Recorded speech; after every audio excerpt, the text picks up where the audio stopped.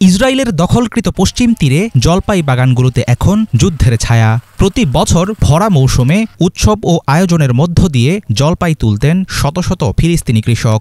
কিন্তু এবার তারা আছেন ভয় ও আতঙ্কে। ইহুদি দখলদারদের প্রথম শিকার হচ্ছে ফিলিস্তিনিদের আয় রোজগারের প্রধান উৎস জলপাই গাছ। অক্টোবরের শুরু থেকে শুধু পশ্চিম তীরেই অন্তত ১৫৮টি হামলার ঘটনা ঘটেছে। বাগানে আগুন দেওয়া, গাছ কেটে ফেলা, এমনকি ঘরবাড়ি ধ্বংস গত বছরের তুলনায় বেড়েছে বেশ কয়েক গুণ। গত কয়েক বছর ধরে অবৈধ স্থাপনকারীদের সহিংসতা পশ্চিম তীরের নিয়মিত ঘটনা। আমরা একে ইহুদি সহিংসতাও বলি। ৭ অক্টোবরের পর পরিস্থিতি আরও ভয়াবহ হয়ে ওঠে। সেই সুযোগে বসতি স্থাপনকারীরা আরও হিংস্র হয়ে যায়। অগ্নিসংযোগ, হত্যাকাণ্ড, এমনকি ভেড়া ও বাড়িঘর লুটের মতো ঘটনাও ঘটিয়েছে তারা। এখন তাদের চোখে জলপাই গাছ দ্বিতীয় শত্রু।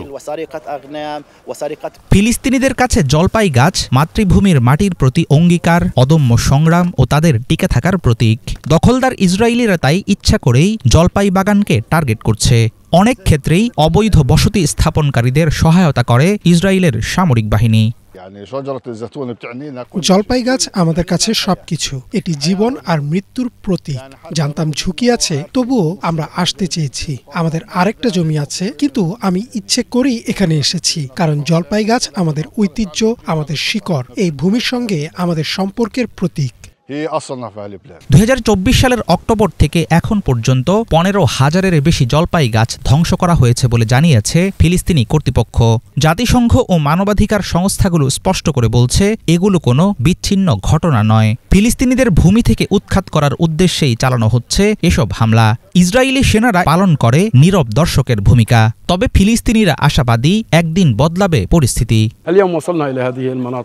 আমরা এই জায়গায় আসতে পেরেছি, কিন্তু যেমন দেখছেন এখানে প্রচুর সেনা মোতায়েন আছে এবং ওই পাহাড়ের ওপরের বসতি আউটপোস্ট থেকে অবৈধ বসতি স্থাপনকারীরা বেরিয়ে আসছে। কিন্তু শেষ পর্যন্ত জিতবে ফিলিস্তিনিদের দৃঢ়তা ও ইচ্ছা শক্তি। তারা চাক বা না চাক, একদিন দখলদাররা চলে যাবে, ফিলিস্তিনি কৃষকরাই টিকে থাকবে।